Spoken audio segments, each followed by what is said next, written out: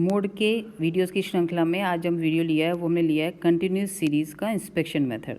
यानी एक तो हमने देखा था डिस्क्रीट सीरीज़ में इंस्पेक्शन से कैसे सॉल्व करते हैं। इस वीडियो में हम देखेंगे दी कंटिन्यूस सीरीज़ है जहाँ पे आपको क्लासेस दे रखी होती हैं, वहाँ पर हम निरीक्षण विधि से किस तरह से हल करेंगे। सबसे पहले तो मोड निकालने से पहले हमें जिन बातों का ध्यान रखना है वो जो चेक करनी है उसमें वो ध्यान रख लें हम। तो पहली चीज़, आपका जो प्रश्न है, जो आपकी क्लासेस हैं, वो आपकी असेंडिंग यानी बढ़ते हुए क्रम में अथवा डिसेंडिंग गिरते हुए क्रम में।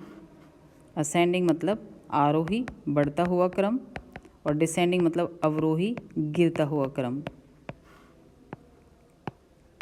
क्रम में व्यवस्थित होना चाहिए। व्यवस्थित होने की शर्त तो आपको डिस्क्रीट सीरीज में भी ध्यान रखनी है। डिस्क्रीट में भी हमारा एक्स असेंडिंग या डिसेंडिंग ऑर्डर में व्यवस्थित होना चाहिए। ये हमारी पहली शर्त है जो हम चेक करेंगे क्लासेस में। नंबर 2, हमारी जो क्लासेस हैं वो एक्सक्लूसिव होनी चाहिए। एक्सक्लूसिव होनी चाहिए यानी कि इंक्लूसिव हमको दे रखी है तो पहले हम उसको एक्सक्लूसिव में कन्वर्ट करेंगे। यानी क्लासेस जहाँ ख़त्म हो रही हैं उसके आगे से शुरू होती हैं वो हमारी इंक्लूसिव होती है। तो सभी L1 में से 0.5 घटा के सभी L2 में 0.5 जोड़ देंगे तो हमारी क्लासेस बन जाएंगे एक्सक्लूसिव। एक्सक्लूसिव होने के बाद ही हमें मोड निकालना है। नंबर 3, हमारा वर्ग अंतराल क्लास इंटरवल समान होना चाहिए। समान होना चाहिए। यदि वर्ग अंतराल समान नहीं है तो पहले हम वर्ग अंतराल को समान करेंगे, उसके बाद हमको ये सॉल्व करना है, मोड निकालना है इसमें।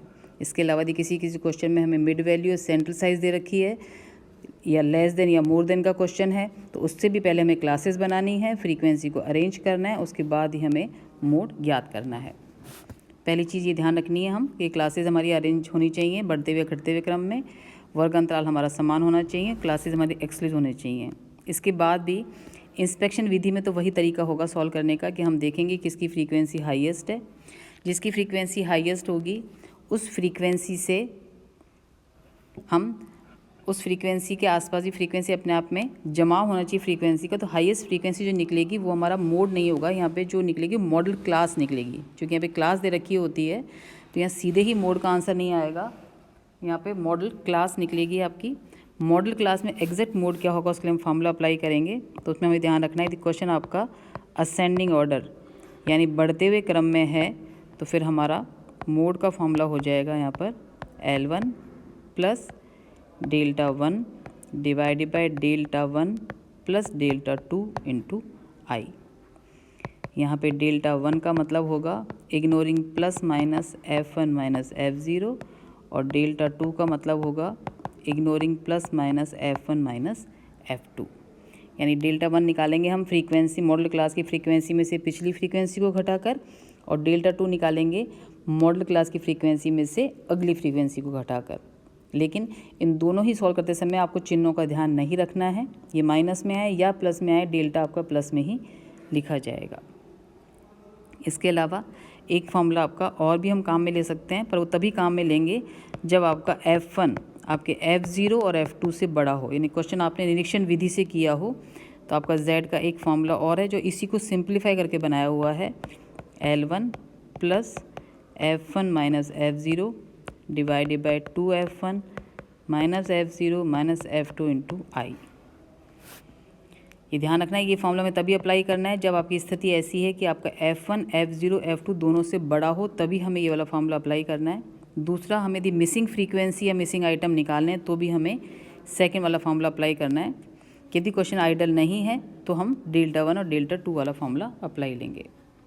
और ये फॉर्मूले तब हैं जब क्वेश्चन हमारा बढ़ते हुए क्रम में हो, यानी हमारा क्वेश्चन जब आरोही क्रम में है तभी हमें ये वाला फॉर्मूला काम में लेना है। अब जैसे एक एग्जांपल लेके देखें तो यहाँ पे मैंने एक एग्जांपल लिया है, इसमें क्लासेस दे रखी हैं। तो फर्स्ट चेक करेंगे क्वेश्चन हमारा बढ़ते हुए या गिरते हुए क्रम में है, तो यहाँ पे हमारी क्लासेस बढ़ते हुए क्रम में है। नंबर 2, हम इसका वर्ग अंतराल चेक करेंगे। तो वर्ग अंतराल देखें तो सब में इसमें आपका 5-5 का ही गैप आ रहा है, ये भी आपका समान है। नंबर 3, क्वेश्चन आपका एक्सक्लूसिव यानी जहाँ ख़त्म हो रहा है वहीं से आपका शुरू हो रहा है। तो तीनों शर्तें हमारी पूरी कर रहे हैं।